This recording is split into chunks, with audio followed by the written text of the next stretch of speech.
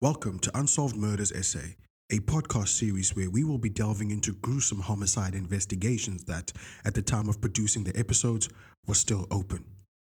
The objective of this series is to keep the stories of the forgotten alive and hopefully help spark a memory for anyone listening in with intimate knowledge of the cases. The views, information, or opinions expressed in this series are solely those of the individuals involved and do not necessarily represent those of Swisher Post, its parent company, and partners. Some of the content featured in this series describes details of extreme violence.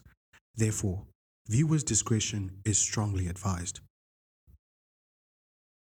Before we get into this episode, we'd like to thank you in advance for subscribing to our podcast. Every like, comment, and subscription goes a long way in helping us grow our Unsolved Murders SA community. If you're a new listener, then please do us a favor and subscribe to our channel. Unsolved Murders SA is available on Spotify, SoundCloud, Apple Podcasts, and YouTube. You can also find the latest updates on South African true crime stories at swisherpost.co.za. Violence against women and children is a global phenomenon, but nowhere else in the world is it more prevalent than South Africa. According to the quarterly crime statistics for the period January to March 2022, 13,799 sexual offences were committed against women in South Africa. This tally is made up of 10,818 cases of rape and more than 3,000 other forms of sexual assault. In his own words, South Africa's police minister Bheki Cele admitted the first 3 months of this year were especially brutal for women and children. As a woman in South Africa, you were more likely to be raped in your home than anywhere else. This is a statistical fact. Of the 10,818 cases of rape reported in the first 3 months of 2022, 43% occurred at either the victim's place or the home of the rapist. Public parks, beaches, streets, open fields, parking areas, and abandoned buildings were the second most likely places for rapes to occur. A combination of poor disbursement of resources, maladministration, subpar skill levels, and a general shortage of staff and training is partly the reason why South Africa is the world's gender-based violence capital.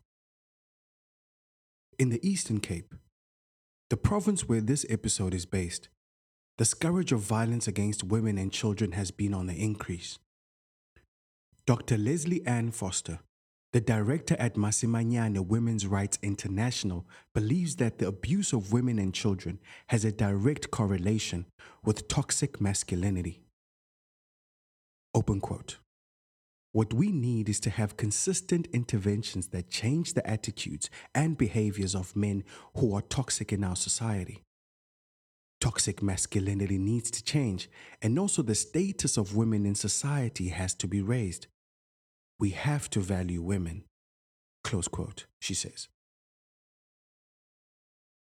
This episode takes us to Mthatha, the main city of the King Sabata Dalindyebo local municipality and OR Tambo district municipality in the Eastern Cape, where Singwa Namhla Mtwa was born in 1987. Historically, the town is revered as the bedrock of South Africa's struggle movement. After all, great political leaders such as Walter Sisulu, Sabelo Phama, Bantu Holomisa, and Nelson Mandela are natives of Mthatha. However, in recent years, the town has become one of the deadliest communities for women and children. In 2021, the Eastern Cape was among the provinces with the highest reported cases of gender-based violence. In February of that year, 3 elderly women from different households in Qaqadu, a small rural community situated near Queenstown, were murdered in one night. The mysterious triple murder is still unsolved, and authorities have yet to find links let alone suspects in the respective cases. In August 2021, 23-year-old Fort Hare University student Noscelo Mtebene's dismembered body was found inside a suitcase on the side of a busy road in East London. Her boyfriend, Alu Tapasile, pleaded guilty to the heinous crime and he's currently serving 25 years in jail. Siyamthanda Ndlela, the founder of Indlezane Yezwe, a non-profit organization that lobbies for women and children's rights, revealed that Mthatha is high up on the list of the top 30 gender-based violence hotspot areas in South Africa. Open quote. It's actually worse than what the media reports. When you go deep into the rural areas, you will see a lot of horrible things when we speak of GBV. There's still rape. There are still forced child marriages, and these cases are underreported. Close quote, she says. Namhla was a native of Mthatha, who worked for the OR Tambo district municipality as an accounting assistant. While it was difficult to source information on her background, we were able to confirm that she had a number of siblings, including her sister Sanga Nozintaba, who played a vital role in exposing the scale of abuse that may have contributed to Namhla's death. Sanga and Namhla were very close. The sisters did everything together. They were best friends, travel companions, and in Namhla's own words, ever fiercest shopping partners. In the last birthday tribute Namhla paid to Sanga, she described her sister as the best gift God had given her. Open quote. Whenever I'm in trouble, you were there to save me. Whenever doubts are eating my heart, you were there to bring my sanity back. Over the years, we've witnessed how we've conquered our own trials and came out stronger after it. I'm happy to see where we are today. Dearest baby sis, you are my source of strength and my happiness in times of trouble. Thank you for all the sacrifices you've done for me. Have an awesome birthday. Close quote. She wrote on Sanga's Facebook wall on the 13th of August, 2021. Namhla graduated from Walter Sisulu University in 2012, where she obtained a diploma in public management. By then, she'd been involved in a romantic relationship with her boyfriend, Mfesane Major Begizulu, for 7 years. Text messages exposed by Sanga in the wake of her sister's death suggest that, perhaps, Namhla had been enduring an abusive relationship back then. However, much like most victims of gender-based violence, Namhla gritted her teeth and held on to the relationship, making every effort to keep the turbulence of her love life masked from the vibrant and upbeat social media persona she upheld.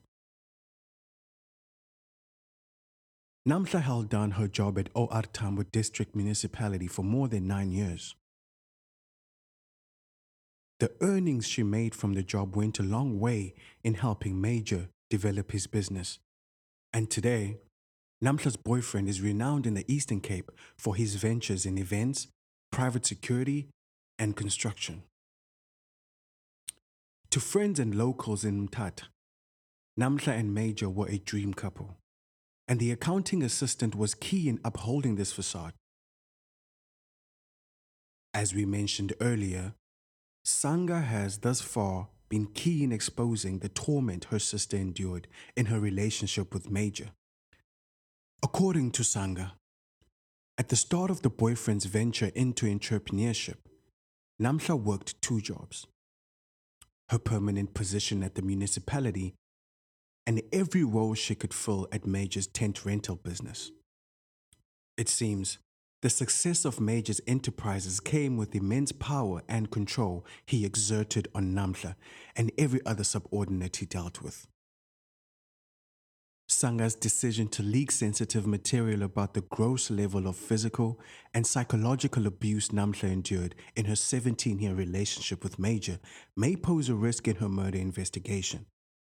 But she strongly believed it was necessary to raise awareness about the nightmare her sister lived through every single day. In one of the leaks, Sanga revealed a WhatsApp text exchange between Namhla and Major that took place on the evening of Sunday, 12 December 2021, 4 months before she was killed in the most brutal manner imaginable, where the 35-year-old vehemently apologized for over an hour for simply removing the profile picture of a dog he had instructed her to put up. The manner in which Major antagonized her about possibly lying about the disappearance of the dog's image from her profile and her vehement assertions speaks volumes about the level of control he enjoyed over her. A month later, almost exactly to the day, on Tuesday, 11 January 2022, Namhla sent Sanga pictures of her badly bruised scalp on WhatsApp, revealing that she was attacked by Major for changing her profile picture without his permission. What many people who adored the couple did not know was that Major is a married man. His wife, who remains unidentified, stays in Mnganduli, about 34 kilometers away from Mthatha. And while we were unable to confirm this, it's highly likely that she had no idea that he'd been grooming a 17-year relationship with Namhla, who was more of his slave than anything else. According to text messages exchanged between Namhla and her younger sister, it would appear that she was well aware of the marriage. What commenters who've criticized Namhla for failing to leave the relationship earlier did not know, before Sanga's expose, was that the 35-year-old had been trying to leave for years. At every turn, she was met with resistance, and on countless occasions, Major allegedly made it clear that he had the propensity to do away with her, if he so wished. This was evidenced by the pummeling Namhla endured, at times occurring in full view of her relatives and Major's friends. In one incident, Namhla was lashed with a shambok, or a whip, for 8 hours straight by Major, who sadistically filmed the ordeal. Sanga shared this disturbing video clip and other images of Namhla's battered body on social media. Shortly before she died, Namhla gathered the strength to finally walk out of her abusive relationship. This is one of the last messages she sent to Sanga, where she opened up about her decision to finally take the risk and leave Major. Open quote. For 17 years, I've been loyal to Major, respecting Major, trying my best not to embarrass Major. But this is the thank you I get. I have endured Major. I was there for him when his wife cheated. I supported him throughout while enduring his abuse. I begged to end things with Major. He never had any intentions of marrying me. His response was that I was ready to fall in the arms of another man. Why should I stay in a relationship that's void of happiness? Major and I are not even intimate anymore. Every day he complains about money. Every day he goes on about how stupid I am, how childish I am, about how even if he divorced his wife, he would never marry me. He reminds me every day that I am nothing. Every day, I am reminded of how selfish and toxic I am. He reminds me every day that his children are of greater priority and maturity than I am. Close quote.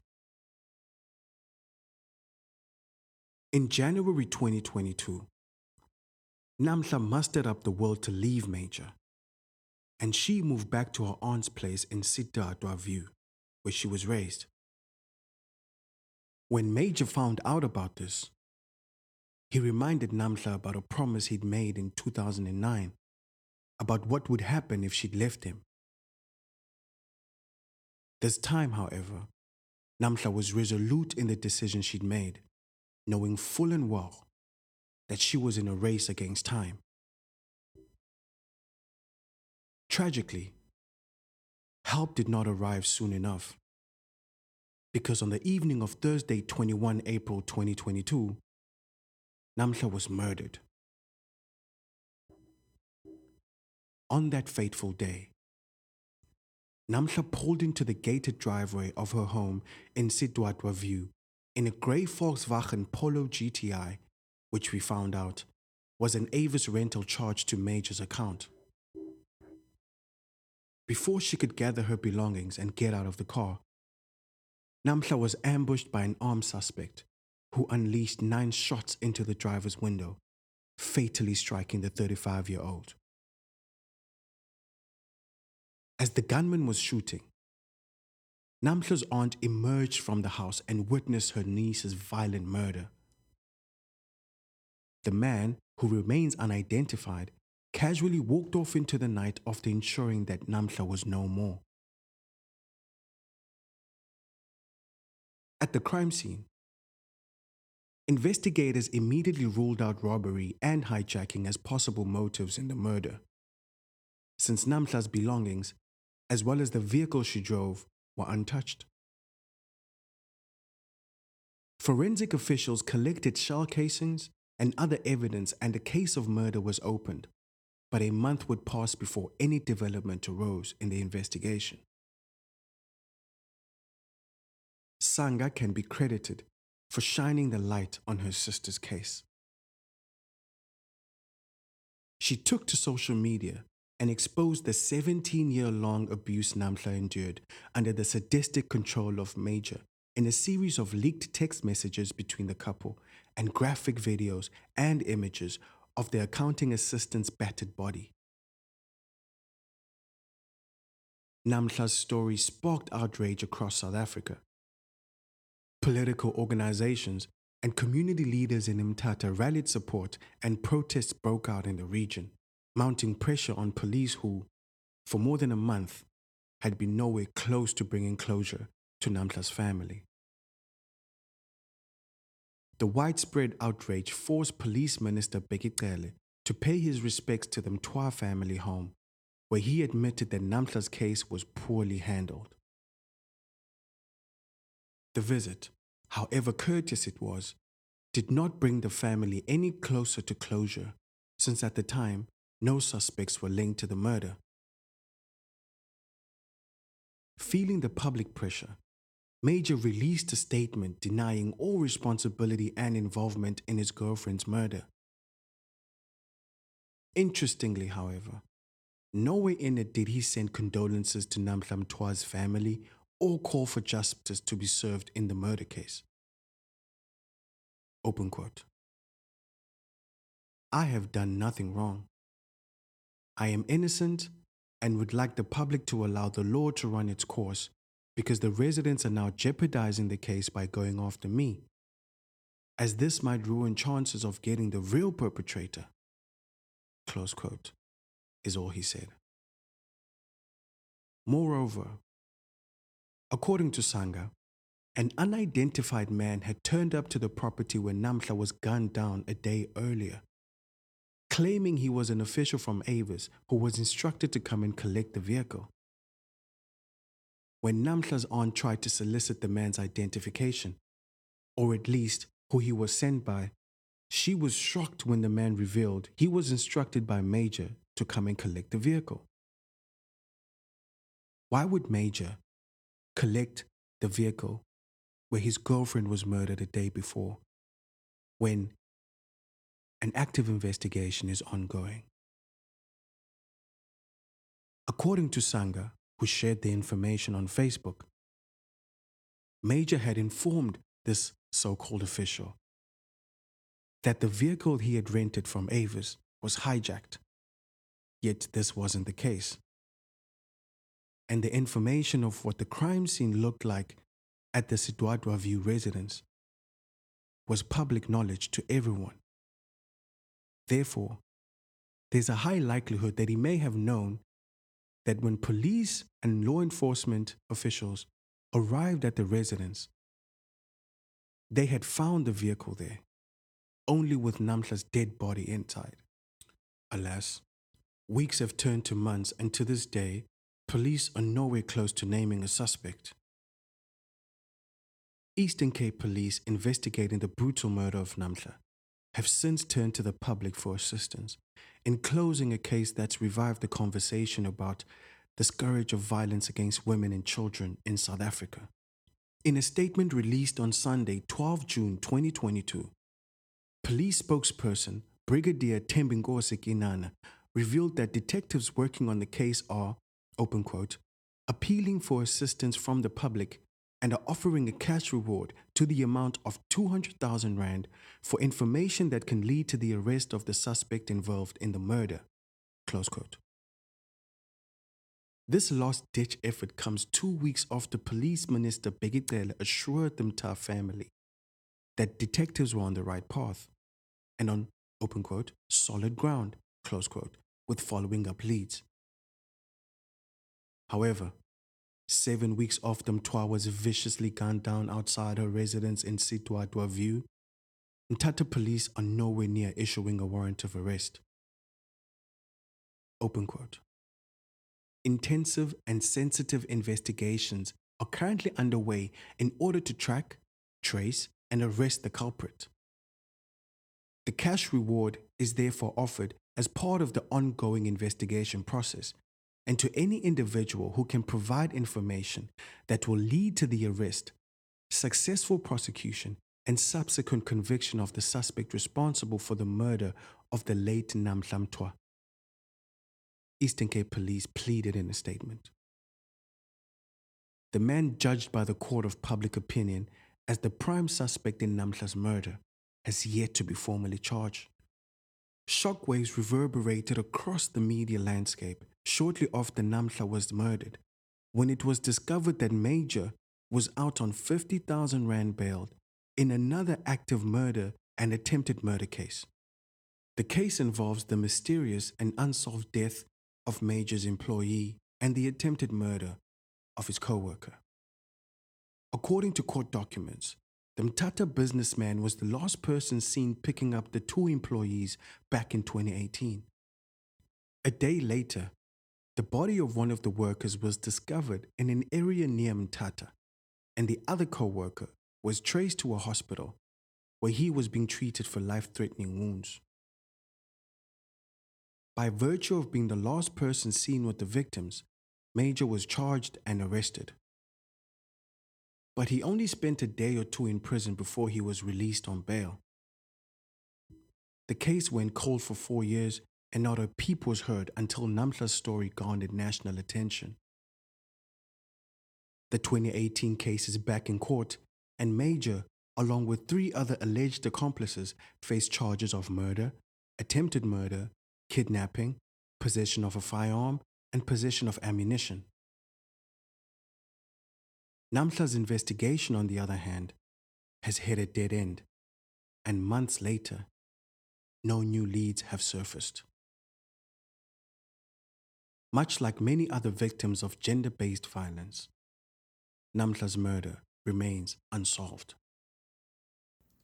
If you are listening to this podcast and happen to have information that could help investigators, please contact SAPS's toll-free Crime Stop number at 08600 10 111. This brings us to the end of our episode. Thank you for listening.